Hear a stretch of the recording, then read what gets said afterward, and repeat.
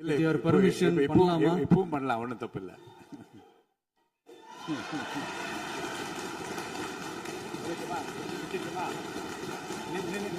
இப்பவும் சொல்றேன், மக்கள் பணத்திலிருந்து ஒரு பைசா கூட தொடமாட்டோம், தொடவும் விடமாட்டோம். மாண்புமிகு பேரவைத் தலைவர் அவர்களே, மாபெரும் தலைவர்கள் வழிநடத்திய மாண்பும் மாபெரும் வரலாற்று சிறப்பு கொண்ட இந்த சட்டமன்ற பேரவையின் 17வது சட்டமன்ற பேரவைக்கு நம்மையும் நம்ம தமிழக வெற்றி கழகத்தை சார்ந்த சட்டமன்ற உறுப்பினர்களையும் தேர்ந்தெடுத்து அனுப்பின நிரந்தரமாக என் நெஞ்சில் குடியிருக்கும் தாயன்புமிக்க தமிழக மக்கள் அனைவருக்கும் என்னுடைய மனப்பூர்வமான நன்றிகள். 17வது சட்டமன்ற கூட்டத்தொடரின் முதல் ஆளுநர் உரையின் மீதான நன்றி தெரிவிக்கும் தீர்மானத்திற்கு பதிலுரை வழங்க வாய்ப்பளித்த மாண்புமிகு பேரவைத் தலைவருக்கு நம் வணக்கத்தை தெரிவித்துக் கொள்கிறோம். மாண்புமிகு பேரவைத் தலைவர் அவர்களே, இந்த 17வது மாமன்றத்தில் அதிகப்படியான 12 கட்சிகளை சேர்ந்த பிரதிநிதிகள் தேர்ந்தெடுக்கப்பட்டிருக்கும். நாம கொள்கை ரீதியாகவும் நிலைப்பாடு ரீதியாகவும் வேறுபட்டு இருந்தாலும் மக்கள் பணி செய்வதுதான் நம்ம எல்லாருக்கும் பிரைமரியா இருக்கிற ஒரே எய்ம். அந்த வகையில தான் நம்ம எல்லாருமே நம்ம மக்களால் அங்கீகரிக்கப்பட்டு சட்டமன்றத்திற்கு வந்திருக்கிறோம். அதனால நாம கருத்தால் வேறுபட்டாலும் மக்கள் சேவை என்ற நோக்கத்தில் நம்ம மாநிலம் சார்ந்த விஷயங்கள்ல நாம எல்லாரும் ஒன்றிணைந்து பயணிச்சா நம்ம தமிழ்நாடு என்னைக்கும் எதிலையும் முதன்மை மாநிலமாக திகழும். ஆளுநர் உரைக்கு நன்றி தெரிவிக்கும் தீர்மானத்தில் பேசின மாண்புமிகு உறுப்பினர்களுக்கு நன்றி. எதிர்த்து பேசினாதான் எதிர்கட்சின்னு ப்ரூவ் பண்ண முடியும்னு நினைச்சுக்கிட்டு பேசின எதிர்கட்சியை சேர்ந்த எதிர்கட்சி தலைவர் உள்ளிட்ட மாண்புமிகு உறுப்பினர்களுக்கும் வணக்கமும் நன்றியும்.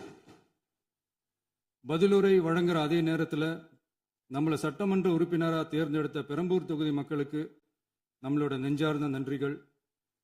அதே மாதிரி ராஜினாமா பண்ணிட்டாலும் நம்மளை தேர்ந்தெடுத்த திருச்சி கிழக்கு மக்களுக்கும் இந்த மன்றத்தில் நம்மளோட நன்றியை பதிவு செய்கிறோம். அப்புறம் நம்மளோட அரசியல் பயணத்தை பற்றியும் கொஞ்சம் பதிவு செய்ய விரும்புகிறோம். நாம் ஏதோ ஷூட்டிங்லேருந்து நேராக வந்து சிஎம் ஆன மாதிரியே சில பேர் ஒரு இமேஜ் கிரியேட் பண்ணுறாங்க. அவங்களுக்கு அவங்க ஆசைப்படுற லாங்குவேஜ்லேயே சொல்கிறோம், அது வெறும் ரீல் தான், ரியல் கிடையாது. ஒரு சாதாரண நடிகனாக நம்ம கெரியர் தொடங்குச்சு. அப்புறம் அப்படியே சின்சியராக உழைச்சி மேலே வந்தோம். நம்ம கெரியரில் நாம் மேலே வந்ததுக்கு இந்த விஜய் ஒருத்தன் மட்டுமே காரணம் இல்லை, அவனோட உழைப்பு மட்டுமே காரணம் இல்லை. இந்த விஜயோட உழைப்புக்கும் உயர்வுக்கும் பின்னாடி இருக்கிற ஒட்டுமொத்த தமிழ்நாட்டு மக்களோட அன்பும் அரவணைப்பும் தான் காரணம். ஒவ்வொரு வீட்டில் இருக்க ஒவ்வொருத்தரும் நம்மளை அவங்க வீட்டில் ஒருத்தனா ஏற்றுக்கிட்டது தான் நமக்கு கடவுளும் மக்களும் தந்த மிகப்பெரிய வரம்.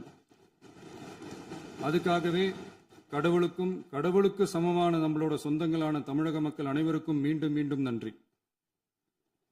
இப்படி நம்மளை தாயன்போடு அள்ளி அரவணைச்ச தமிழ்நாட்டு மக்களுக்கு நாம் எப்படியெல்லாம் துணையாக இருந்தோம், எப்படியெல்லாம் மக்களோட மக்களா இருந்தோம்னு சொல்றேன். 1990ஸ்லயே ரசிகர் மன்றமா இருந்தப்பவே மக்களுக்கு துணையா நிற்க ஆரம்பிச்சோம்.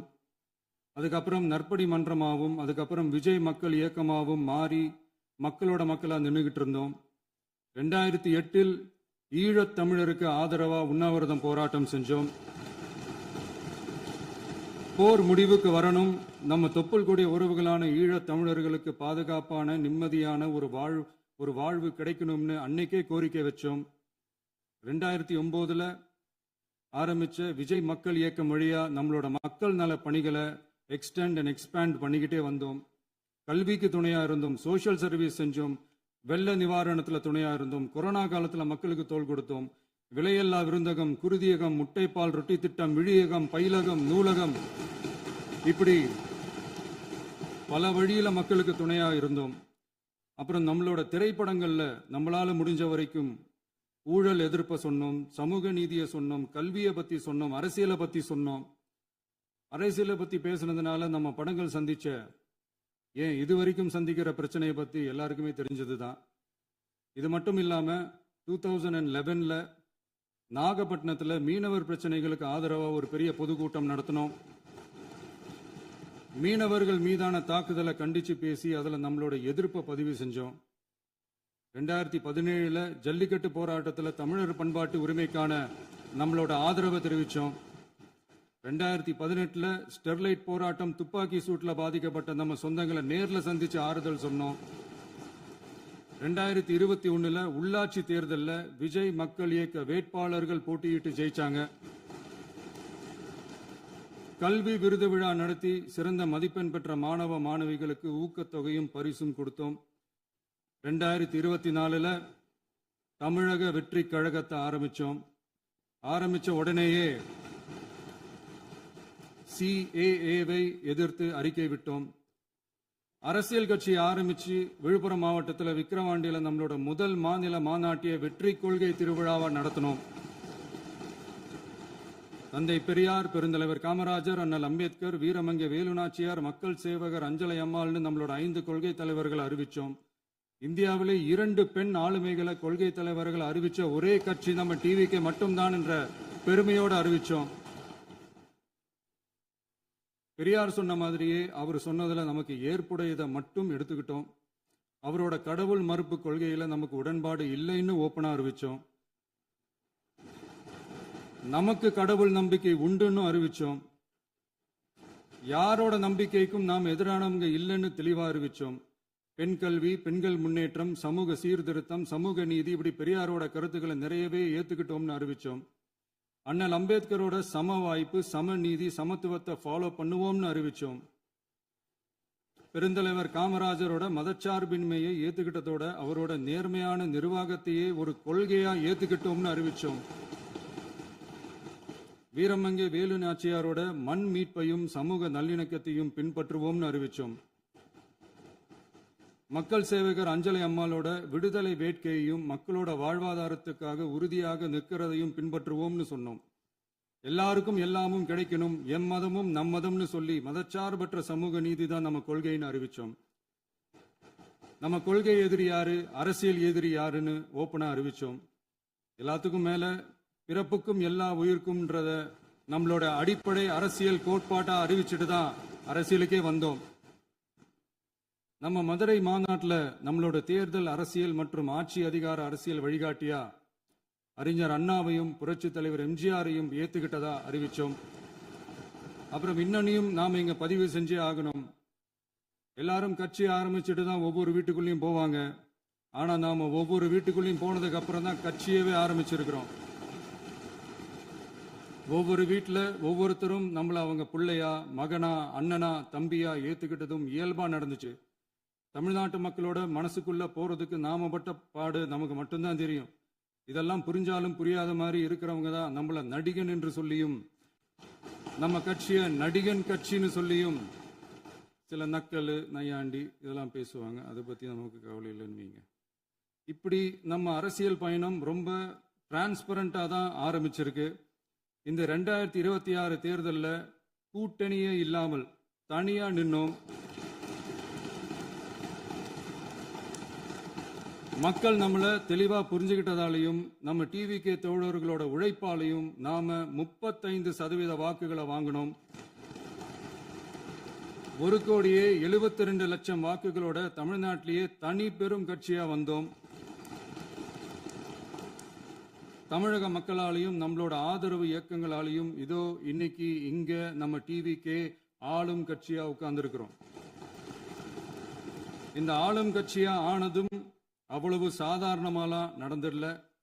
2.25 வருஷத்துல ஆட்சிக்கு வந்துட்டீங்கன்னு ரொம்ப கிண்டலா கேலியா சிலர் பேசுறாங்க. எங்களோட இந்த 2.25 வருஷ டிராவல்ல எவ்வளவு வலியும் வேதனையும் இருக்குது. நம்மளோட மக்கள் சந்திப்புக்கே அவ்வளவு இடையூறு, அவ்வளவு தடைகள், ஊர் உலகத்துல யாருக்கும் இல்லாத ஒன்னா நமக்கு மட்டுமே தனியா ஸ்பெஷலா எக்ஸ்க்ளூசிவா நிறைய நிபந்தனைகள், நெருக்கடிகள், கட்டுப்பாடுகள், நம்மளை சந்திக்க வர்ற மக்களுக்கு சரியான பாதுகாப்பு இல்லாம, நம்ம கூட்ட நிகழ்ச்சிக்கு போதுமான பாதுகாப்பு இல்லாமன்னு இன்னும் வெளியே சொல்ல முடியாத நிறைய சூழ்ச்சிகள் எல்லாத்தையும் தாண்டி தான் நாம் இந்த இடத்துக்கு வந்திருக்கிறோம். But still miles to go. நம்ம டிராவல்ல எல்லாத்துக்கும் உச்சமா நம்மளோட சொந்தங்கள், நம்மளோட உறவுகள், 41 பேர் கரூர் சம்பவத்தில் இழந்த வேதனை எல்லாம் எப்படி சொல்றதுனே தெரியல. நம்ம மனசை விட்டு என்னைக்கும் அந்த வலியும் வேதனையும் நீங்கவே நீங்காது. அதுலயும் நம்ம மேலேயே பழி போட்ட கொடுமையெல்லாம் இருக்கும் பாருங்க, அதெல்லாம் வேற லெவலுங்க. என்னத்துக்கு அப்படியெல்லாம் செஞ்சாங்கன்னு தெரியல. அரசியல்னா இப்படியெல்லாம் கொடூரமா இருக்கணுமா என்ன? சரி விடுங்க. இந்த விஜய் இவனோட மக்களுக்காக எதையும் தாங்க தயாரா ஆகிட்டான். இவ்வளவு பெயின்ஃபுல்லான நம்ம பொலிட்டிக்கல் டிராவல்ல நம்மளோட மிகப்பெரிய ஆறுதலும் பலமும் என்ன தெரியுமா? என் நெஞ்சில் குடியிருக்கும் என்னோட தமிழ்நாட்டு மக்களும், என் உயிருக்கு உயிரான என்னோட தோழர்களும் தான். அவங்களோட பலத்தால தான். அன்னைக்கு 1967 முன்னாள் முதல்வர் மாண்புமிகு அறிஞர் அண்ணா அவர்கள் தலைமையில் அமைஞ்ச சாமானியர்களோட ஆட்சி மாதிரி 1977 முன்னாள் முதல்வர் மாண்புமிகு புரட்சி தலைவர் எம்ஜிஆர் அவர்கள் தலைமையில் அமைஞ்ச மிக சாமானியர்களோட ஆட்சி மாதிரி இதோ இன்னைக்கு அதே வரிசையில 2026 சட்டமன்ற தேர்தலில் இந்த விஜயோட தோழர்கள் இடம்பெற்ற ஒரு மிக மிக சாமானியர்களின் ஆட்சி அமைஞ்சிருக்கு. வாகை சூடும் வரலாறு திரும்பி இருக்கிறது. இப்படி ஒரு தீர்ப்பை மக்கள் அளிச்சதுனால தான் தமிழக வரலாற்றில் ஒரு மகத்தான கூட்டணி ஆட்சியை நாம் அமைச்சிருக்கிறோம். இளைஞர்களால என்ன செய்ய முடியும், பெண்களால என்ன செய்ய முடியும்னு கேட்டவங்களுக்கான பதில் தான் இன்னைக்கு அமைஞ்சிருக்கிற நம்ம ஆட்சி. ஒரே ஒரு குடும்பம் மட்டும் முக்கியம்னு சொல்றது நம்மளோட ஆட்சி அதிகார அரசியல் இல்ல.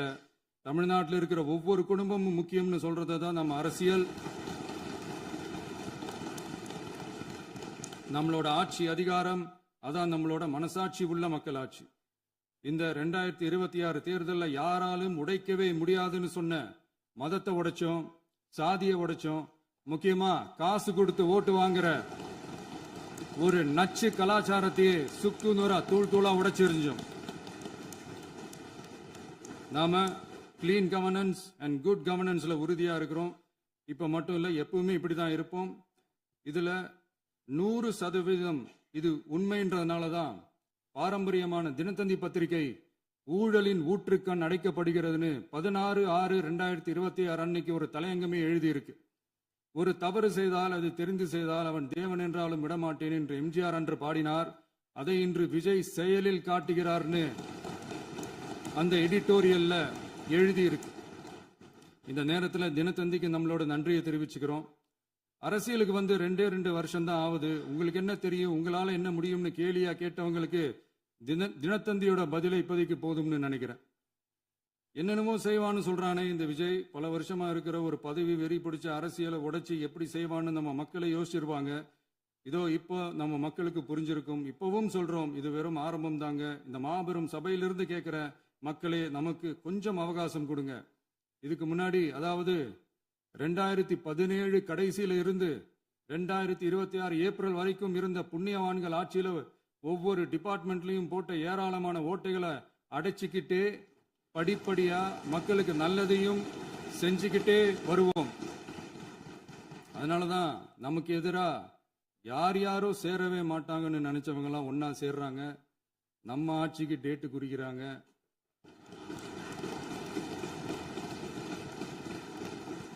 சரி, அவங்கள நம்ம மக்களே பார்த்துப்பாங்க, அதை விடுங்க. நாம ஆட்சிக்கு வந்து சரியா 40 நாள் ஆகுது. அதுக்குள்ள என்ன செஞ்சீங்கன்னு கேட்கிறாங்க. ஒரு லிஸ்ட் ஒன்று சொல்றேன் கேளுங்க. பெண்கள் பாதுகாப்புக்காக சிங்கப்பெண் சிறப்பு படை, 200 யூனிட் வரை கட்டணமில்லா மின்சாரம், போதைப் பொருள் ஒழிப்புக்காக தனிப்படை, குறுவை நெல் சாகுபடியை ஊக்குவிப்பதற்காக 134.83 கோடி சிறப்பு தொகுப்பு திட்டம், வழிபாட்டு தலம், ஸ்கூல், பஸ் ஸ்டாண்டுன்னு அதுக்கு பக்கத்தில் இருக்கிற 717 மதுபான கடைகள் மூடப்பட்டன. அங்க வேலையில் இருந்தவர்களுக்கு வேறு கடைகளில் வேலை, கவனிக்கப்படாமல் விடப்பட்ட அம்மா உணவகங்கள் புதுப்பிக்கப்பட்டன. பத்திரப்பதிவு துறையில் பகல் கொள்ளைக்கு ஃபுல் ஸ்டாப் வைக்கப்பட்டுள்ளது. வருகையில்லா ஆவண பதிவு முறை கொண்டு வர உத்தேசிக்கப்பட்ட செயல்பாட்டில் உள்ளது. அரசு மற்றும் தனியார் மருத்துவமனையில் ஸ்கேன் மையங்களில் கருவுறுவதற்கு முன் மற்றும் பின் ஏற்படும் தவறுகளை கண்காணிக்கவும், மருத்துவ நிறுவனம் முறைப்படுத்தும் சட்ட விதிகள் பின்பற்றப்படுகிறதா என கண்காணிக்கவும், மருத்துவ மற்றும் ஊரக பணிகள் இயக்கத்தின் பயன்பாட்டிற்காக 40 புதிய வாகனங்கள் வழங்கப்பட்டுள்ளது. கூட்டுறவு வங்கியின் ஏழை எளிய மக்கள் வாங்கிய கடனுக்கு முதல் முத்தாய்ப்பாக ரூபாய் 2045 கோடி தள்ளுபடி வழங்கி ஆணையிடப்பட்டுள்ளது. ஒன்றிய அரசிடம் கேட்டுக்கொண்டிருக்கிற கேட்டுக்கொண்டதற்கிணங்க கடந்த 2 வருடமாக நிறுத்தி வைக்கப்பட்ட இருந்த ஜல் ஜீவன் மிஷன் திட்டம் புதுப்பிக்கப்பட்டு ஜல் ஜீவன் மிஷன் திட்டம் 2.0 நடைமுறைக்கு கொண்டு வரப்பட்டுள்ளது. 18,500 கோடி அளவில் உறுதியளிக்கப்பட்ட காஞ்சிபுரம் மாவட்டத்தில் மைய விரிவாக்க திட்டம், கோயம்புத்தூரில் மின்னணு பொருட்கள் மற்றும் மின்னணு அமைப்புகள் உற்பத்தி திட்டம் மற்றும் திருவள்ளூர் மாவட்டத்தில் காட்டுப்பள்ளி LNT கப்பல் கட்டும் தளம் விரிவாக்க திட்டத்திற்கு ஒப்பந்தங்கள் போடப்பட்டுள்ளன. அனைத்து நிர்வாக நடவடிக்கைகளும் மின்னணு முறையில் மாற்றம் கொண்டு வர நடவடிக்கை எடுக்கப்பட்டு வருகிறது. சட்டவிரோத கல்குவாரி மற்றும் அனுமதியின்றி கனிமங்களை எடுத்துச் செல்வது தடுக்கப்பட்டுள்ளது. பல்வேறு குவாரிகள் சீல் வைக்கப்பட்டுள்ளன. கனிமங்களை கண்காணிப்பது, எல்லைகளை நிர்ணயிப்பது மற்றும் ஆளில்லா விமானம் மூலம் அளவீடு செய்வது போன்றவற்றை செயல்படுத்துவதற்கான பணிகள் மேற்கொள்ளப்பட்டு வருகின்றன. அனைத்து துறைகளிலும் அலுவலர் தலையீடு இல்லாமல் லஞ்ச லாவண்யமற்ற தமிழகத்தை உருவாக்க அனைத்து நடவடிக்கைகளும் முடுக்கிவிடப்பட்டுள்ளது. இதெல்லாம் சாம்பிள் தான், இன்னும் இருக்கு. இந்த வெறும் 40 நாளுக்குள்ளேயே இவ்வளவு செஞ்சிருக்கோம்னா இனி வர்ற நாட்கள்ல கொஞ்சம் கொஞ்சமா படிப்படியா ஸ்டெடியா உழைச்சி லஞ்ச லாவண்யம் இல்லாத, ஊழல் இல்லாத, பெண்களுக்கு பாதுகாப்பான, சுதந்திரமான, டிரான்ஸ்பரண்டான தமிழ்நாட்டை நம்ம சொந்தங்களான தமிழக மக்களுக்கு தர்றது தான் நம்மளோட ஒன் அண்ட் ஒன்லி டார்கெட். கண்டிப்பா அதை நிறைவேற்றியே காட்டுவோம். 8 கோடி மக்கள் நம்மளோட இருக்கிறப்போ ஏங்க இதை செய்ய முடியாது? மாண்புமிகு பேரவைத் தலைவர் அவர்களே, தமிழ்நாட்டின் கருவூலம் எப்படி திசை மாறி உருமாறி தேய்ந்து ஓய்ந்து கிடைக்கிறதுன்னு சொன்னாங்க. திசை மாறி உருமாறி தேய்ந்து ஓய்ந்துன்னு வசனம் மாதிரி ரைமிங்கா இல்லாம வளமான இலக்கியமா இதே சபையில பேசினவங்களோட திறமையான ஆட்சியில நடந்த நிதி மேலாண்மையை பத்தி வெள்ளை அறிக்கையா வெளியிட்டோம். வெள்ளை அறிக்கை வந்ததிலிருந்தே கண்ணை கட்டுதுங்க. அந்த காலத்துல தான் பிள்ளையோ பிள்ளை, தொல்லையோ தொல்லைன்னு சொன்னாங்க. அதே மாதிரி தாங்க அவங்க ஆட்சியாலையும் அவங்களாலையும் இன்னைக்கு தமிழ்நாட்டுக்கே தொல்லையோ தொல்லை. இப்படி ஒரு நிலைமையை உண்டாக்கி வச்சுட்டு இவங்க சொல்றாங்க நமக்கு ஆட்சி செய்ய தெரியாதுன்னு. நம்ம அமைச்சர்களுக்கும் நம்ம சட்டமன்ற உறுப்பினர்களுக்கும் ஒன்னும் தெரியாதுன்னு. ஆமாங்க, எங்களுக்கு தெரியாதுதான். எங்க சட்டமன்ற உறுப்பினர்களுக்கும் அமைச்சர்களுக்கும் மக்கள் பணி செய்ய தெரிஞ்ச அளவுக்கு மக்கள் பணத்தை சுருட்ட தெரியாதுதான்.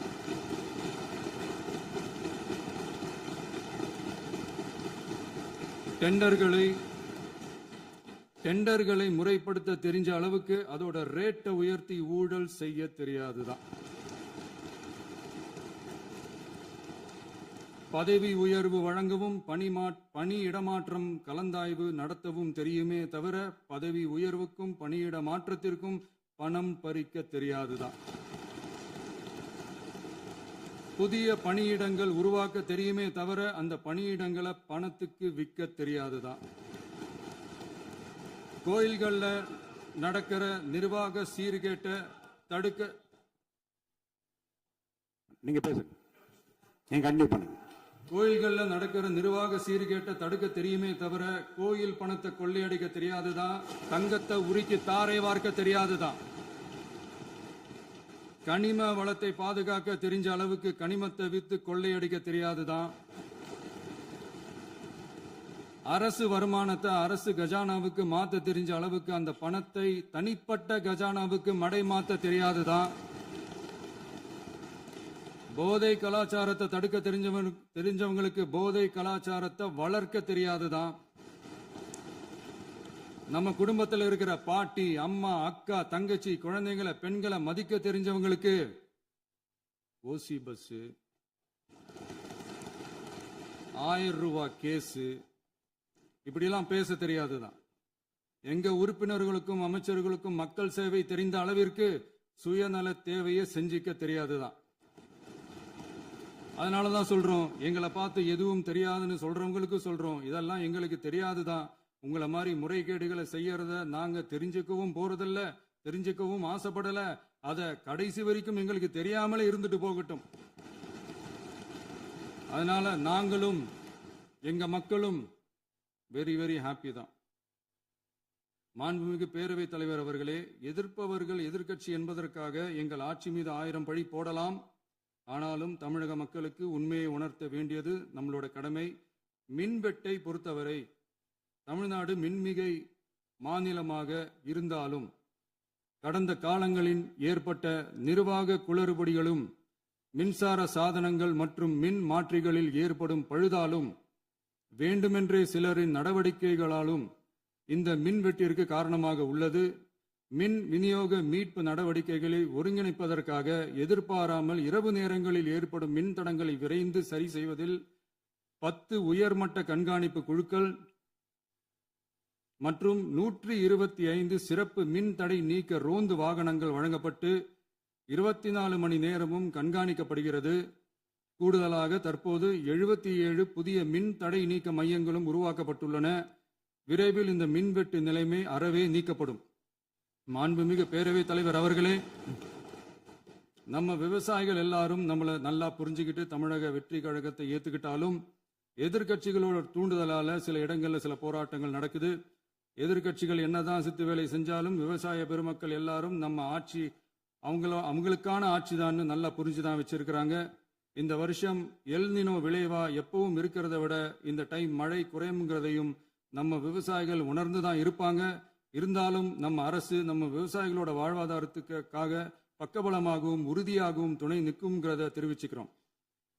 நம்ம தமிழகத்தில் ஏற்கனவே நடந்த அதி அற்புதமான சூப்பரான நிர்வாக திறன் கொண்ட 50 வருஷ அரசியல் அனுபவம் கொண்ட 2.0, 3.0, 4.0 பல 0 மாடல் ஆட்சி நடத்த கனவு கண்டவங்களோட அட்டகாசமான ஆட்சிக்காரங்க பல்வேறு விதமான நிதி நெருக்கடியை நம்ம மக்களுக்கும் நமக்கும் பரிசா கொடுத்துட்டு போய் இருந்தாலும் கூட்டுறவு வங்கிகளின் மூலம் 75,000 வரை பயிர்கடன் பெற்று குறு சிறு இதர பெரு விவசாயிகளுக்கு 100% முழுமையான பயிர்கடன் தள்ளுபடியும் 75,000க்கு மேல் கடன் பெற்றவர்களுக்கு குறைந்தபட்சமாக 35,000 பண பயன் கிடைக்கும் அளவிற்கு மொத்தம் 14,43,504 விவசாயிகளுக்கு ரூபாய் 5,932.23 கோடி பயிர்கடன் தள்ளுபடி வழங்கப்பட்டுள்ளது.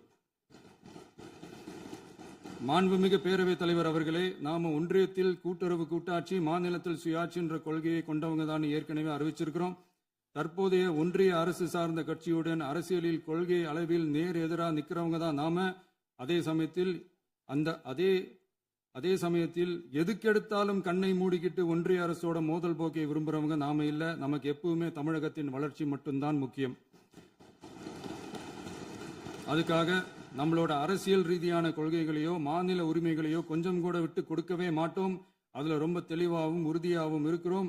இனியும் இப்படித்தான் இருப்போம். அதுல ஒருபோதும் மாற்றமே இருக்காது. அதனால இதுல யாரு திசை திருப்ப வேலையில் ஈடுபட்டாலும் அவங்க எல்லாரும் மக்கள் மத்தியில் தோற்பது உறுதி. எனவே நம்ம மக்களுக்கோ சிறுபான்மை சகோதரர்களுக்கோ நம்ம ஆதரவு இயக்கங்களுக்கோ எந்தவித சந்தேகமும் வேண்டாம். நாம் யாரோட டீமும் இல்ல. நாம எப்பவுமே பியூரான பீப்புள்ஸ் டீம். இன்னும் சொல்ல போனா நாம secular team, social justice team.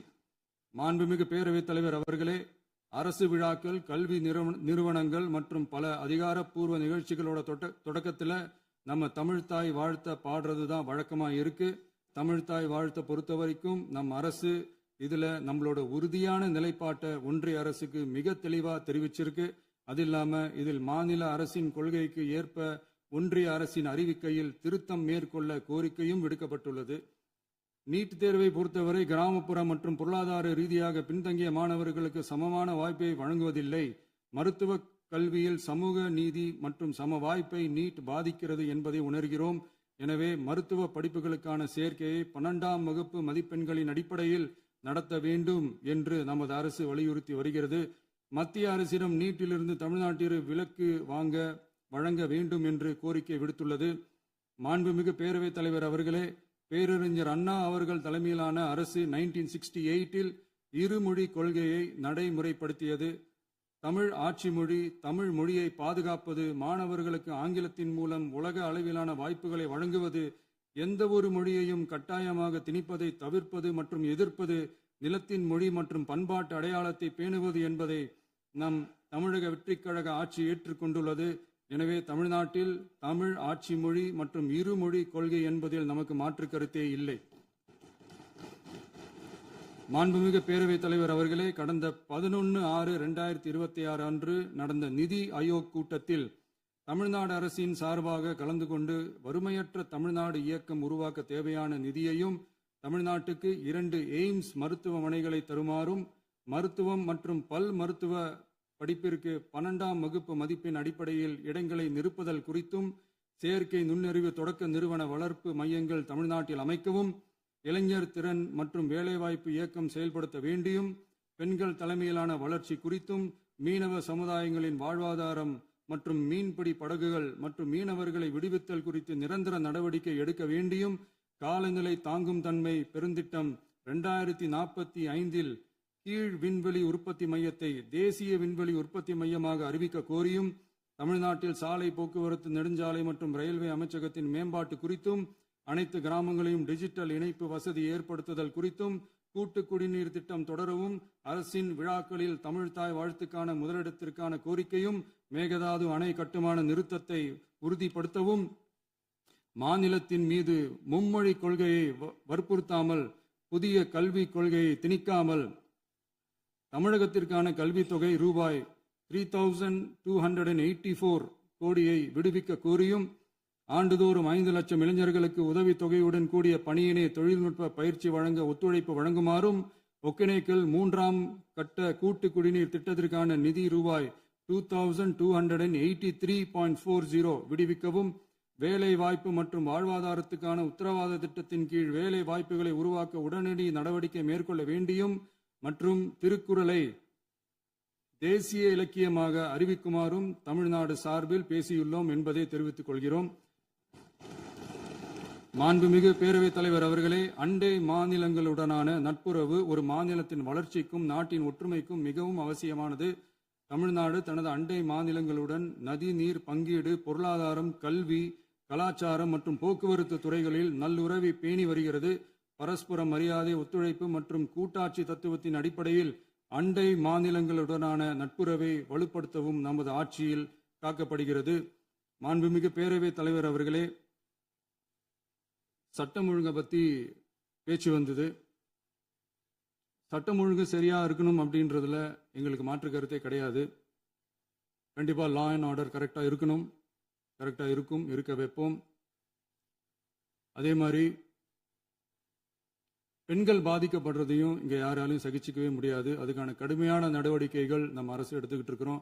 இந்த சிங்கப்பெண் சிறப்பு அதிரடிப்படை கூட அதுக்கான ஒரு ஃபர்ஸ்ட் ஸ்டெப் தான். அதே மாதிரி இந்த போதைப் பொருள் நடமாட்டம் அதை கண்ட்ரோல் பண்றதுக்கும் நம்ம அரசு கடுமையான நடவடிக்கைகள் எடுத்துக்கிட்டு இருக்கிறோம். அதையும் கண்டினியூ பண்ணி எடுப்போம். மாண்புமிகு பேரவைத் தலைவர் அவர்களே, இப்போ நான் சொன்ன இந்த பிரச்சனைகள்லாம் 2026 போன மாதம் மே மாதம் 10ஆம் தேதி புதுசாக வந்துடல. இதெல்லாம் பல வருஷமா இருக்கிற பிரச்சனைகள் தான், பல வருஷமா கண்டுக்காம விட்ட பிரச்சனைகள் தான். இன்னைக்கு எதிர்கட்சிக்காரங்க அதை பற்றி கேட்கும் போது எனக்கு அது அக்கறையாக தெரியல, அவதூறு அரசியலாக தான் தெரியுது, பழி போடுற அரசியலாக தான் தெரியுது. இப்படி அவதூறு பழி போடுறவங்கள பார்த்து ஒன்று தான் கேட்கணும்னு தோணுது. கடந்த 9-10 மாசமா நம்ம ஸ்டேட்ல சட்டம் ஒழுங்கு டிஜிபியே இல்லை. சட்டம் ஒழுங்கு டிஜிபியை போடுங்கன்னு சொல்லி எல்லாம் ஓஞ்சி போயிட்டோம்.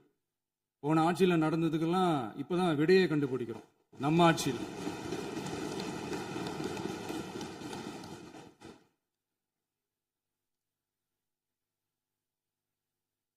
இந்த போதைப் பொருள் நடமாட்டம்லாம் தாறுமாறா அப்படியே பரவி கொட்டி கிடக்குது. இதெல்லாம் இனிஷியல் ஸ்டேஜ்லயே யார் கண்ட்ரோல் பண்ணியிருக்கணும்? போலீஸ் டிபார்ட்மெண்ட் அப்போ யார் கையில் இருந்தது?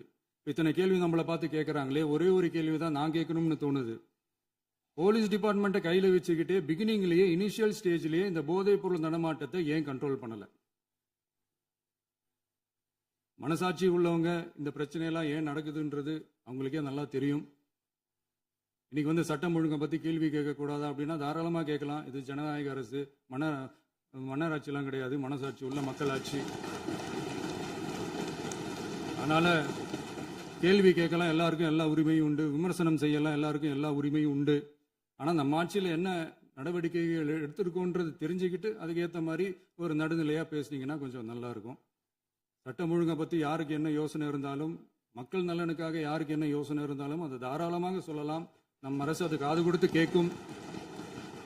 ஆனால் நம்ம அரசனுடைய நிர்வாகத்திறன் அதை பற்றி பேசுறவங்களுக்கு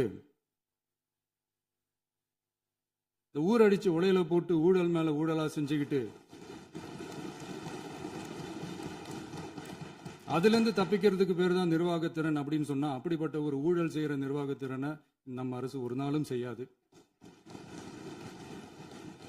பொட்டி பெட்டியா பணத்தை வச்சுக்கிட்டு, பெட்டியை வச்சு எல்லாம் செஞ்சுக்கிட்டு போதைப் பொருள் பாதுகாவல் கழக மாடல் அரசாங்கம் செஞ்ச ஒவ்வொரு ஊழலா வெளியில வந்துகிட்டு இருக்கு.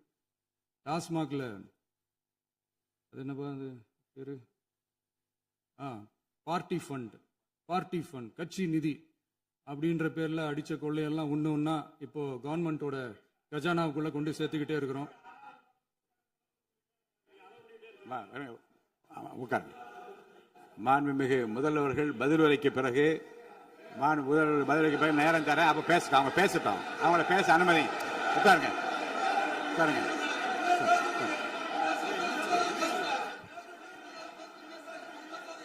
மாண்புமிகு அலோவ் பண்றேன் உட்காருங்க. மாண்பு உறுப்பினர்கள் நீங்க இங்க உட்காருங்க, அமைதியா உட்காரு. நீங்க எல்லாம் உட்காருங்க. உட்காருங்க உட்காருங்க. மாண்புமிகு நீங்க எல்லாரும் உட்காருங்க. அமைதியா உட்காருங்க. இருங்க உட்காருங்க. அப்புறம் நீங்க என்ன உட்காருங்க. நான் கொடுப்பேன், உட்காருங்க. நான் பாயிண்ட் ஆஃப் வார கொடுங்க, நான் கொடுக்குறேன்.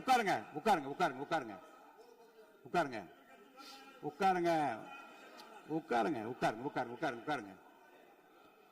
மாண்புமிகு முதல்வர் அவர்கள் போர்வையாக நிதானமாக சொல்லிக்கொண்டே இருக்கிறார். நீங்க குறிப்பெடுத்து வைத்துக் கொள்ளுங்கள். பேசி முடித்தவுடன் நான் உங்களுக்கு அவகாசம் தருகிறேன். நீங்க ஒண்ணு சொல்லுங்க, என்ன என்பது நீங்க சொல்லுங்க. உங்க சொல்லுகிற வாய்ப்பை நான் உங்களுக்கு தருகிறேன். இப்போது மாண்புமிகு முதலமைச்சர் உங்கள் உரையை தொடரலாம்.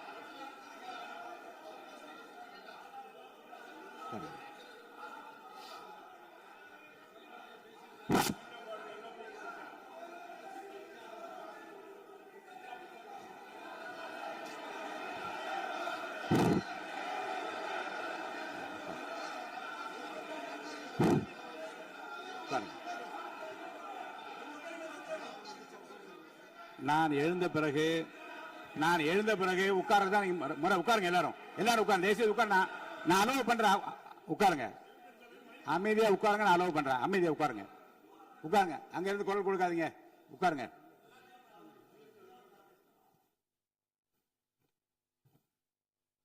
இனிமையான இந்த விவாதத்தில் இதுவரை குறுக்கீடுகள் இல்லாமல்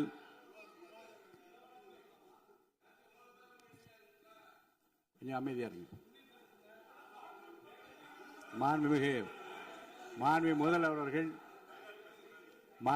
அவர்கள் பேசி முடித்தவுடன் பாயிண்ட் ஆஃப் ஆர்டர் கேட்டிருக்கேன், நான் அனுமதிக்கிறேன்.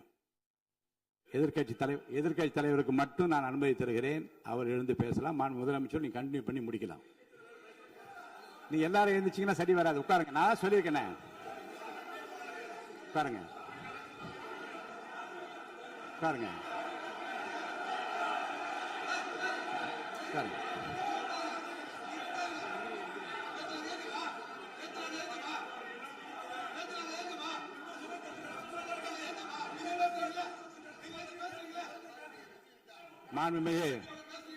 மாண்பு உறுப்பினர் அமைதி காக்க வேண்டும். நேற்று எதிர்க்கட்சி தலைவர் பேசுகிற போதும் அவர் பேசுகிற எல்லாவற்றுக்கும் நான் அனுமதி அளித்தேன். அதில் பாயிண்ட் ஆஃப் கேளுங்க. அந்த விவாதத்தில் கேளுங்க. இப்போதும் மாண்புமிகு முதலமைச்சர் அவர்கள் பேசி முடித்த பிறகு நான் உங்களுக்கு அதுக்குரிய அவகாசத்தை தருகிறேன். நீங்க கேள்வி கேளுங்க. கேட்கிற உரிமையும் விளக்கத்தை பெற்றுக்கொள்ள உரிமை உங்களுக்கு இருக்கிறது. அதற்கு அவகாசம் நான் தருகிறேன்.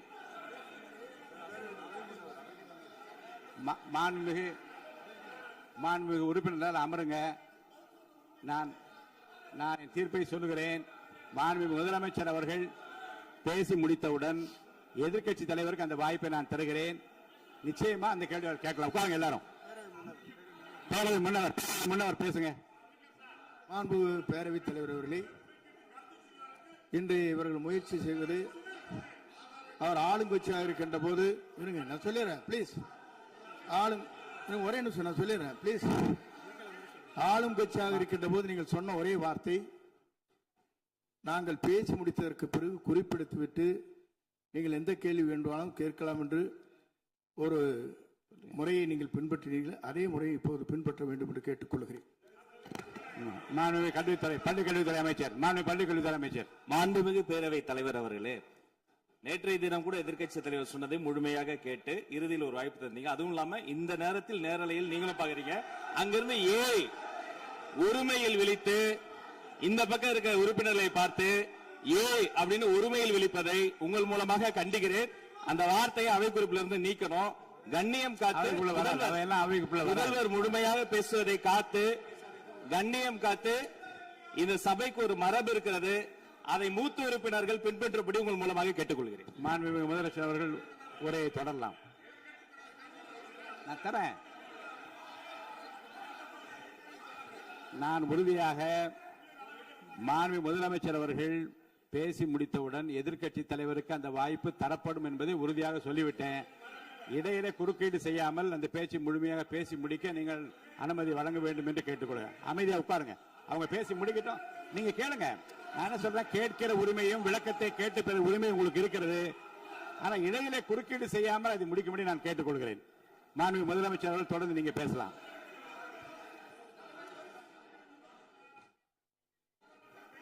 எதிர்க்கட்சி தலைவர் அவர்கள் உங்கள் கட்சியினுடைய உறுப்பினரை அமைதிப்படுத்த வேண்டும் என்று நான் கேட்டுக்கொள்கிறேன். உங்களுக்கு வாய்ப்பு தரவில்லை என்றால் அவர் எழுந்து நிற்பதில் நியாயம் இருக்கு. வாய்ப்பு தரப்போகிறேன். மாண்புமிகு முதலமைச்சர் அவர் பேசி முடித்தவுடன் உங்களுக்கு வாய்ப்பு தரப்படும். அது வரைக்கும் உங்களுடைய உறுப்பினரை அமைதி காக்க நீங்கள் தான் பார்த்துக் கொள்ள வேண்டும். மாண்புமிகு அவை முன்னவர். மாண்புமிகு பேரவைத் தலைவர் அவர்களே, அவர் அப்போது சொன்னது வேறு, இப்போது நடந்து கொள்கிற முறைகள் வேறாக இருக்கிறது. அன்றைக்கு அவர் சொல்லுகிற போது அமைச்சர் அத்தனை பேரும் பேசி முடித்ததற்கு பிறகு உங்களுடைய கருத்துக்கள் ஏதாவது மறுபடியும் தெரிவிக்கலாம். இப்போது பின்பற்றினால் நன்றாக இருக்கும். நீங்கள் அதற்காகத்தான் சொன்னீர்கள். முதலமைச்சர் பேசியதற்கு பிறகு எதிர்க்கட்சி தலைவர் அவர்கள் பேசுவதற்கு வாய்ப்பளிக்கிறோம் என்று சொல்லியிருக்கிறார்கள். ஆகவே தான் அந்த வாய்ப்பை நீங்கள் இல்ல அது பதில் சொல்லணும்னு கேட்டிருக்காங்க. பதில் சொல்லணும் சொல்லியிருக்காங்க. பதில் சொல்லினா தங்க பிரச்சனை இல்ல. அப்படி இல்ல. ஆகவே இல்ல நேற்றைய தினம் நீங்கள் அப்படி பேசிக்கொண்டது ஆறாவது இல்ல. நேற்றைய தினம் நீங்கள் பேசுகிற போது ஆறாவது குறுக்கிட்டார்களா? நீங்கள் பேசுகிற போது யாருமே குறுக்கிடவில்லை. நீங்க எவ்வளவு பேசினீர்கள், எவ்வளவு வார்த்தைகள் பேசினீர்கள் என்பதெல்லாம் எங்களுக்கு தெரியும். யாருமே அதில் குறுக்கிடவில்லை. இது முதலமைச்சர், எங்கள் முதலமைச்சர் எதிர்க்கட்சி தலைவர் பேசுகிற போது யாரும் குறுக்கிட வேண்டாம் என்று சொன்னார்கள். அதை நாங்கள் பின்பற்றினோம். ஆனால் இன்றைக்கு நீங்கள் பின்பற்றவில்லை என்பதால் வேதனையாக இருக்கிறார். முன்னவர் நேற்று எதிர்க்கட்சி தலைவர் பேசுகிற போது அடுக்கடுக்காக குற்றச்சாட்டுல வைத்தார். இப்போ அதற்குரிய மாண்புமிகு பொதுப்பணித்துறை அமைச்சர் கூட காலையில் அலுவலகத்தை சந்தித்து அவர்கள் சாட்டிய குற்றச்சாட்டுகளுக்கெல்லாம் ஆதாரங்களை எல்லாம் நான் கொண்டு வந்திருக்கிறேன் என்று சொன்னேன். நான் நேற்று அந்த விஷயம் நேற்றோடு முடிந்து விட்டது. ஆதாரங்களை கொடுங்கள். தக்க நேரத்தில் இதை பற்றி சொல்ல வேண்டிய நேர்ந்தால் நான் இதெல்லாம் ஆய்வு செய்து உரிய நேரத்தில் அவை குறிப்பிட்டு ஏற்றுவதற்கு முன்பாக அவரிடம் காட்டி அதற்கு பிறகு அதை பற்றி முடிவெடுக்கும் என்று நான் சொன்னேன். இப்போதும் சொல்லுகிறேன், மாண்புமிகு முதலமைச்சர் அவர்கள் பேசிக் கொண்டிருக்கிறார். பேசி முடிக்கட்டும். எதிர்க்கட்சி தலைவருக்கு உறுதியாக நான் வாய்ப்பு தருவேன். அவர் கேள்விகளை முன்வைக்கலாம், விளக்கங்களை பெறலாம். இப்போதைக்கு பேரவைத் தலைவர் என்ற முறையில் என்னுடைய முடிவு இதுதான். அவையில் இருக்கக்கூடிய உறுப்பினர்கள் அமரும்படி நான் கேட்டுக்கொள்கிறேன். நான் முதலமைச்சர் அவர்கள் பேச வேண்டிய போ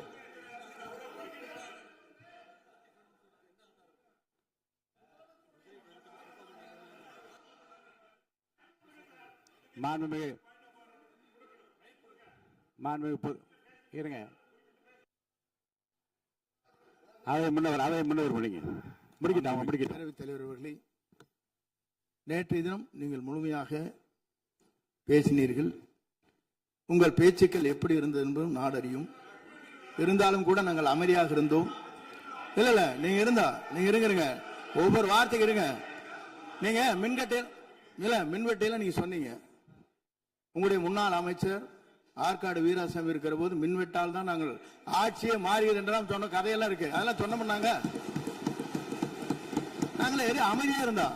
அதுக்கு அங்கே தயவு செய்து எதிர்க்கட்சி தலைவருக்கு வாய்ப்பளிக்கிறார்கள். அந்த வாய்ப்பை நீங்கள் அவர் முதலமைச்சர் பேசியதற்கு பிறகு பேசினால் அழகாக இருக்கும். அதை முன்ன பள்ளிக்கல்வித்துறை அமைச்சர். மாண்புமிகு பேரவைத் தலைவர் அவர்களே, அவர் ஒரே ஒரு வார்த்தையை தான் சொன்னார். பார்ட்டி ஃபண்ட் என்ற வார்த்தையை கேட்டு எதிர்க்கட்சி நண்பர்கள் கோபப்படுகிறார்கள். ஆனால் அதன் மீது உங்களுக்கு பாயிண்ட் ஆஃப் ஆர்டர் தருவதாகவும் நீங்கள் வந்து சட்டப்பேரவை தலைவர் சொல்கிறீர்கள். நேற்றைய தினம் இதே போல வெற்றி தலைவர் அவர்களினுடைய வழிகாட்டில் வளர்ந்த நாங்கள் சகிப்புத்தன்மையோடு அவர்கள் பல வார்த்தைகள் சொன்னார்கள். புதிதாக சோஃபா மாடல் என்றார்கள், குதிரை பேரம் என்றார்கள், எத்தனையோ வார்த்தைகள் சொன்ன போது சகிப்புத்தன்மையோடு அதை கேட்டு பொறுமையாக இருந்தோம். இவர்கள் குதிரை பேரம் எல்லாம் அவைக்குள் நீக்கப்பட்டு விட்டது. சரி, சோஃபா மாடல் என்று சொன்னார்கள். ஆதாரம் கேட்டு இப்படி எழுந்து நாங்கள் கொந்தளிக்காமல் ஒரு சட்டமன்றத்தில் ஒரு உறுப்பினர் எப்படி நடந்து கொள்ள வேண்டும் என்பதற்கு எடுத்துக்காட்டாக தமிழக வெற்றி கழகத்தின் உறுப்பினர்கள் நடந்து கொண்டார்கள். இப்போது மதிப்பிற்குரிய எதிர்க்கட்சி தலைவர் அவர்களே, உங்களூடாக நான் கேட்பது என்னவென்றால், அவர்களினுடைய கட்சி உறுப்பினர்களை அவர் அமைதிப்படுத்தி முதல்வர் அவர்கள் உரையை முழுமையாக கேட்டு சகிப்புத்தன்மைக்கு சட்டமன்றத்தில் இந்த பக்கம் மட்டுமல்ல அந்த பக்கமும் எடுத்துக்காட்டாக இருப்பதற்கு அவர் வழிவகை செய்ய வேண்டும் என்று உங்கள் மூலமாக கேட்டுக்கொள்கிறேன். பொதுப்பணித்துறை அமைச்சர்.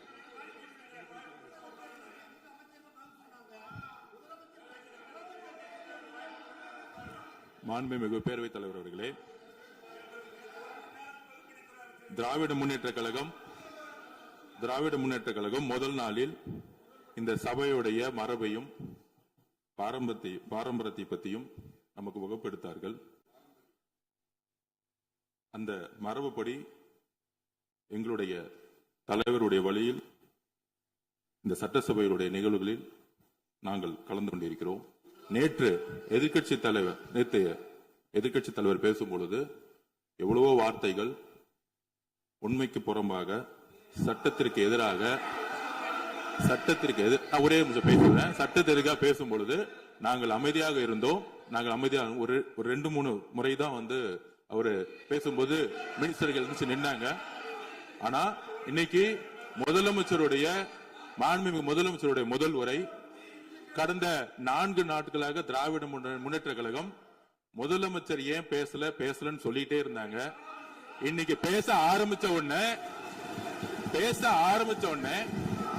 அவர் சொன்ன வார்த்தை பார்ட்டி ஃபண்ட் சொன்னார். எந்த பார்ட்டின்னு சொல்ல. ஆனா அந்த வார்த்தைகள் சொல்லி முடிஞ்ச உடனே எதற்காக முதலமைச்சருடைய பேச்ச இவங்க வந்து குறுக்கிறாங்கன்னு தெரியல. நீங்கள் சொன்னதுபடி முதலமைச்சர் பேச வேண்டும். பேசிய பின்பு கருத்துகளுக்கு பதிலளிக்க அவர்கள் பதிலளிக்கும், நாங்களும் பதிலளிக்க தயாராக இருக்கிறது பதிவு பண்றோம். மாண்பு முதலமைச்சர் அவர்கள்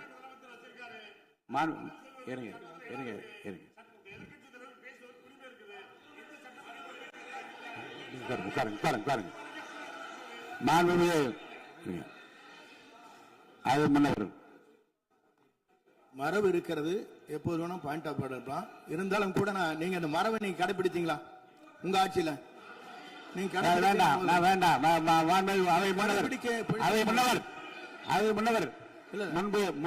முன்பு எப்படி நடந்தால் என்பதை பற்றியோ முன்பு நடந்த நிகழ்வுகள் பற்றியோ நீங்கள் சொல்லி மீண்டும் இந்த அவையினுடைய மாண்பை குறைக்க வேண்டாம் என்று நான் கேட்டுக்கொள்வது வேண்டாம். இப்போது உள்ள பிரச்சனை, மாண்பு முதலமைச்சர் அவர்கள் தன்னுடைய பேச்சை உறுதி செய்து முடிக்க வேண்டும். அவர் முடித்த பிறகு எதிர்க்கட்சி தலைவருக்கு நான் நிச்சயமாக வாய்ப்பு தருவேன். அவர் கேள்வி கணக்குகளை தொடுக்கலாம், சந்தேகங்களை கேட்கலாம். விளக்கம் தருவதற்கு மாண்பு முதலமைச்சர் அவர்கள் தயாராக இருக்கின்றார். அமைதியாக என்னை அமரும்படி நான் கேட்டுக்கொள்கிறேன். இப்போ நான் அனுமதிக்க முடியாது. மாண்பு முதலமைச்சர் உரையை தொடரலாம்.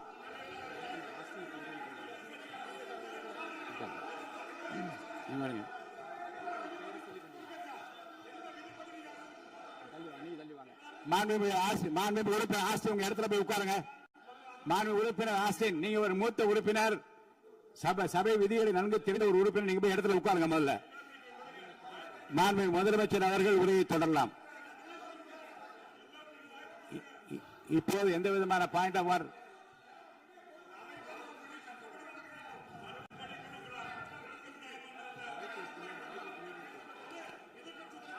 நான் வாய்ப்பு இல்லை என்று சொன்னால் நீ எழுந்து நிற்பதிலே நியாயம் இருக்கிறது.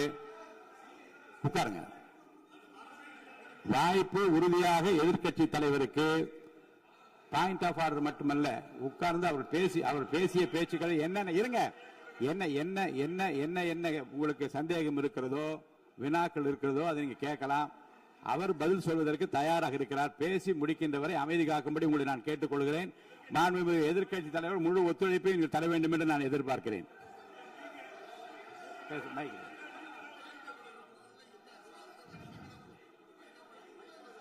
மைக் கொடுங்க. மாண்புமிகு எதிர்க்கட்சி தலைவர். பேரவைத் தலைவர் அவர்களே, நீங்க உட்காருங்க. நேற்று நான் பேசும்போது சில அமைச்சர்கள் குறுக்கிட்டு பேசினாங்க, அதற்கு நீங்க அனுமதி கொடுத்தீங்க. அதே மாதிரி இன்னைக்கு முதலமைச்சர் பேசும்போது சில வார்த்தைகள், தவறான வார்த்தைகள் பேசுறாரு. அவர் பார்ட்டி ஃபண்ட் அப்படின்னு சொல்லியிருக்கிறாரு. அவர் அமைச்சர் அவரு அந்த பார்ட்டி ஃபண்ட் எந்த பார்ட்டின்னு கூட சொல்ல தைரியம் இருந்தா சொல்லுங்க, நாங்க அதெல்லாம் ஃபேஸ் பண்ண தயாரா இருக்கோம். எதையும் ஆதாரத்தோடு எதையும் பேசுங்க. நீங்க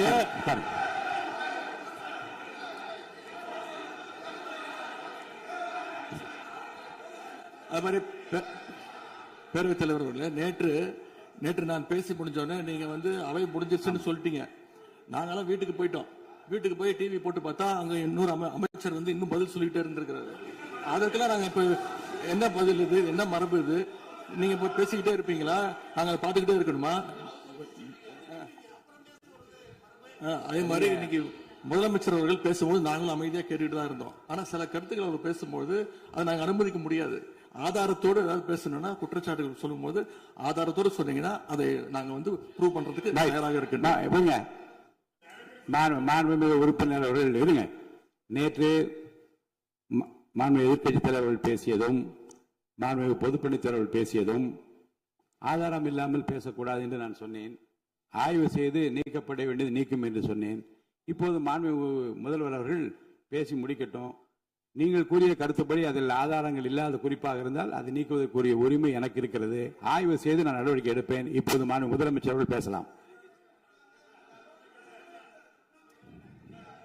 இந்த டாஸ்மாக் மாதிரியே பல டிபார்ட்மெண்ட்லயும், மறுபடியும் சொல்றேன், கட்சி நிதின்ற பேர்ல அடிச்ச கொள்ளைய ஒன்னா கவர்மெண்டோட கஜானாக்குள்ளேயே கொண்டு சேர்த்துக்கிட்டே இருக்கிறாங்க.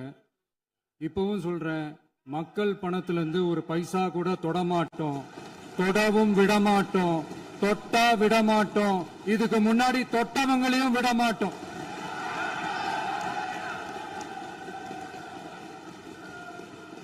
ஒவ்வொரு ஊழலா வெளியில வரும் போலயே, ஒவ்வொரு வேஷமா கலைஞ்சிரும் போலயே இங்க இருக்கிற நிறைய பேரு நடுங்கி போய் இதுல நம்ம மேல அவதூறு வேற. இப்ப புதுசா ஒரு வெப்பன் ஒண்ணு கொண்டு வந்திருக்காங்க. அது என்ன தெரியுமா?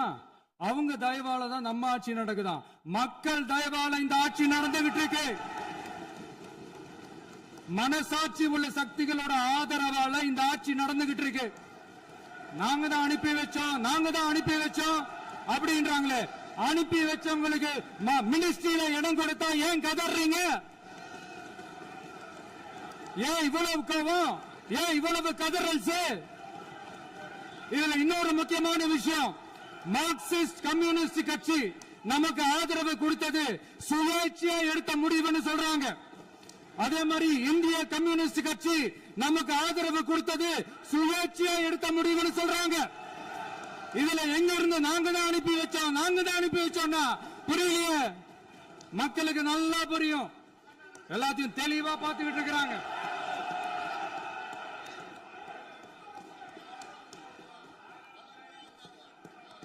முதலமைச்சர் கண்டினியூ பண்ணலாம். மாண்புமிகு முதலமைச்சர்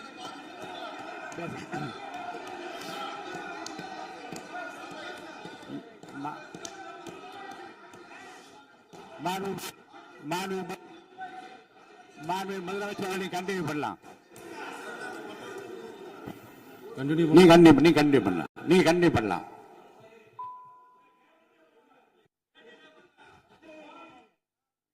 இந்த சமூக நீதி அரசுன்னு சொல்றவங்களை பார்த்து கேட்கிறேன், நம்ம பட்டியலின சகோதரர்களுக்கு எத்தனை அமைச்சர் பதவி கொடுத்தீங்கன்னு கொஞ்சம் சொல்ல முடியுமா?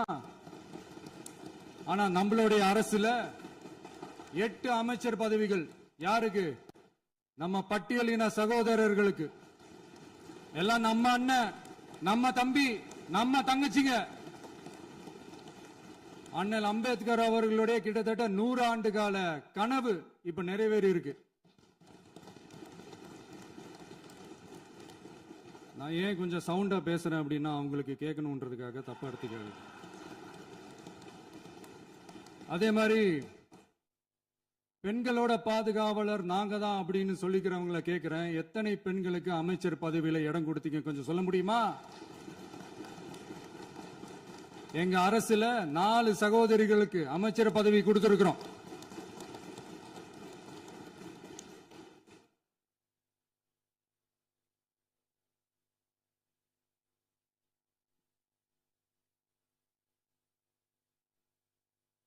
அதனால மக்களால் நிராகரிக்கப்பட்டு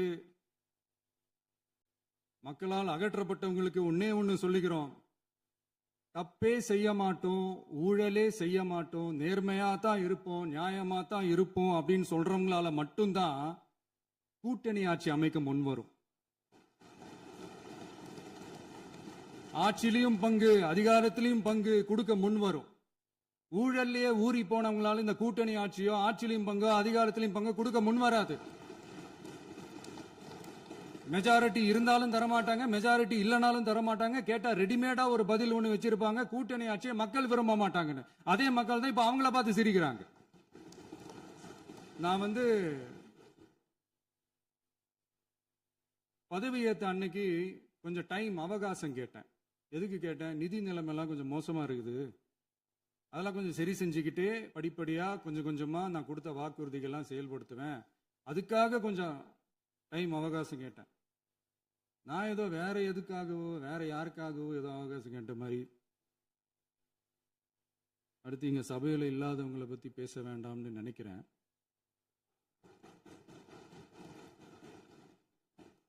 இங்க நம்மளை பத்தி அவதூறு பரப்புறதோட மட்டும் இல்லாம இப்ப நம்ம மக்கள் மேலேயும் அவதூறு பரப்ப ஆரம்பிச்சிட்டாங்க. மக்கள் நமக்கு ஓட்டு போட்டது தப்பான், குடும்பம் குடும்பமா நமக்கு ஆதரிச்சது தப்பான். இது இப்ப இல்ல, நான் சொல்றது எம்ஜிஆர் அவர்கள் காலத்திலிருந்தே. அப்பவே அவர் ஜெயிச்சப்போ அதே மக்களை தப்பு தப்பா பேசுறது. மக்கள் என்ன பண்ணிட்டாங்க, எம்ஜிஆர் என்ன பண்ணிட்டாரு, எம்ஜிஆர் என்ன இது பண்ணிட்டாரு. 50 வருஷமா ஒரே டெக்னிக்கா.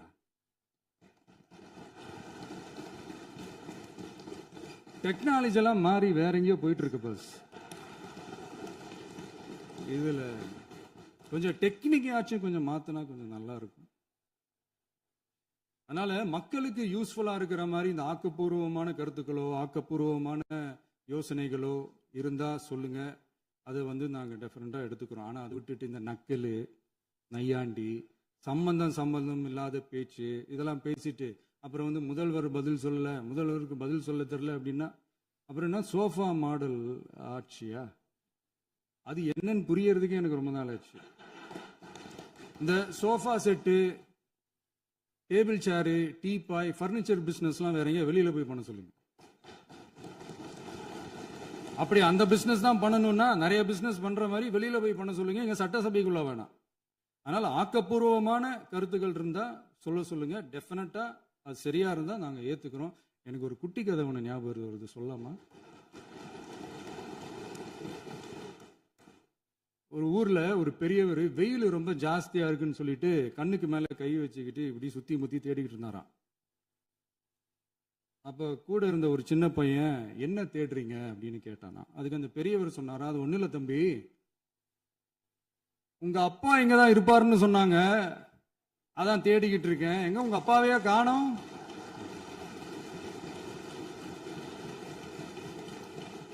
இல்ல அந்த எங்களுக்கும் நக்கலா நையாண்டியா சம்பந்தம் இல்லாத குட்டி கதை இதெல்லாம் எங்களுக்கும் பேச தெரியும். அந்த கதையில பெரியவர் அப்படி சொன்னாராம், தப்பா எடுத்துக்காதீங்க. அந்த கதையில பெரியவர் அப்படி கேட்டாராம். அதனால யாரும் இங்க டென்ஷன் ஆக வேணாம். அதனால இன்னொரு இந்த என்னுடைய உரையை முடிக்கிறதுக்கு முன்னாடி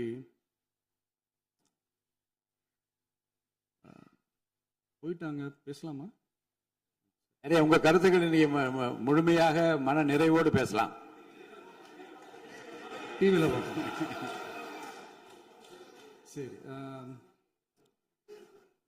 அதான் 5 நிமிஷம் பேசுனதுக்கே கொளத்தூரி இந்த ஆட்டம் அடிச்சு பேசுனா அப்புறம் என்ன பண்றது? கடைசியா நான் இந்த உரையை முடிக்கிறதுக்கு முன்னாடி ஒரு முக்கியமான ஒரு விஷயம் பத்தி சொல்லணும். ஆளுநர் உரை அன்னைக்கு இந்த தமிழ் தாய் வாழ்த்துக்கு அப்புறம் தேசிய கீதம் பாடினது தப்பு, தேசிய கீதம் 2 முறை பாடினது தப்பு.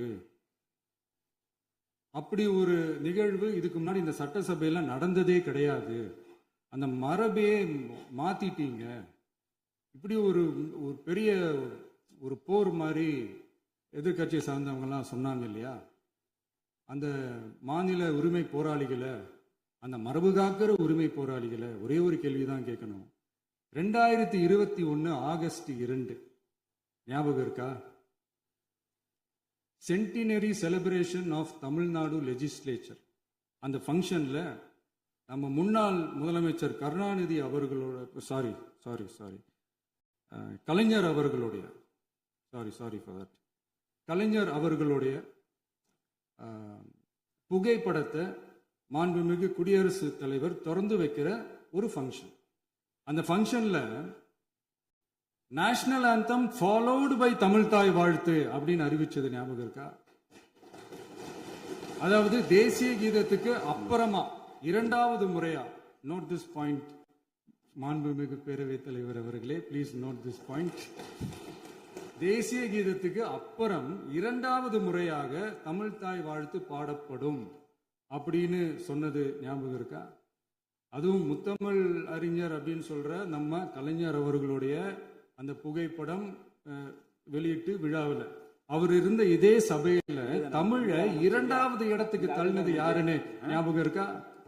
அது மட்டும் இல்ல, அந்த தேசிய கீதத்தை நாட்டுப்பண் நேஷனல் ஆந்தம்னு சொல்லி அதே ஃபங்க்ஷன்ல கடைசியா ஃபங்க்ஷன் முடியும் போது செகண்ட் டைம் தேசிய கீதம் பாடினதும் ஞாபகம் இருக்கா? இதே அவையில் தான், அது அவை குறிப்பிலும் இருக்கிறது, இதே அவையில் தான் நடைபெற்றது. இந்த தக்க நேரத்தில் இந்த ஆதாரங்களை அளித்த மாண்பு முதல் அவர்களுக்கு நன்றியை தெரிவித்துக் கொள்கிறேன். டவுட் இருந்தா இந்த புக்கை பார்த்து தெரிஞ்சுக்கலாம். அதனால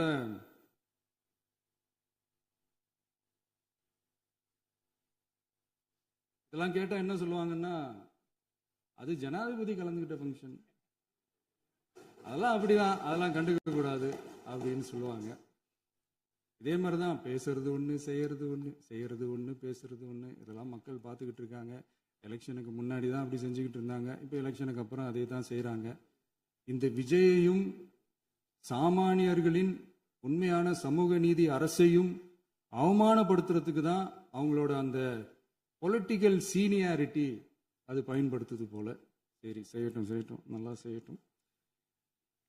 இப்போ ஆனாலும் நம்மளுடைய மாநில உரிமை, மொழி உரிமை, உத்தம உத்தரர் போல வேஷம் போடுற எதிர்கட்சிக்கு ஒன்றை மட்டும் ஆணித்தரமாக சொல்றோம். உங்களை மாதிரி தமிழ்னு சொல்லிக்கிட்டு, மொழி, பண்பாடு, கலாச்சாரம்னு சொல்லிக்கிட்டு ரெட்டை வேஷம் போடுறவங்க நாங்க கிடையாது. உலகெங்கும் வாழும் என் தமிழ் சொந்தங்களுக்கு நம்முடைய உத்தரவாதம் தமிழ் தான் எங்க உயிர் நாடி அப்படின்றத மறக்க மாட்டோம். இப்பவும் சொல்றோம், மாநில உரிமையில எப்பவும் உறுதியா இருப்போம். அதே சமயத்துல அரசியல் வேற, ஒன்றிய மாநில அரசுகளுக்கு இடையே இருக்கிற நிர்வாக அணுகுமுறை வேற. இதுல நாங்க ரொம்ப தெளிவா இருக்கிறோம். அதனால எங்களுக்கு பாடம் எடுக்கிறதா நினைச்சுக்கிட்டு உங்க வேஷத்தை நீங்களே கொஞ்சம் கொஞ்சமா கலைச்சிக்கிட்டே வர்றீங்க, மறந்துடாதீங்க. அப்புறம் நேத்து எதிர்கட்சி தலைவர், மாண்புமிகு எதிர்கட்சி தலைவர் பேசும்போது நிறைய பேசினாங்க. அதுல ஒண்ணு மட்டும் அரசு சொல்றதா நினைச்சுக்கிட்டு நம்மளை இன்டைரக்டா ஈவில் அப்படின்ற அந்த வார்த்தையை யூஸ் பண்ணாங்க. எனக்கு ஒண்ணுதான் சொல்லணும்னு தோணுது. ஈவில்ஸ்னு டெவில்ஸ் பேசக்கூடாது.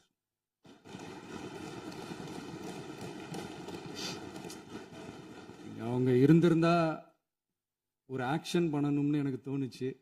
எல்லாரும் போயிட்டாங்க. பர்மிஷன் பண்ணலாமா? இப்பவும் பண்ணலாம், ஒன்றும் தப்பு இல்லை.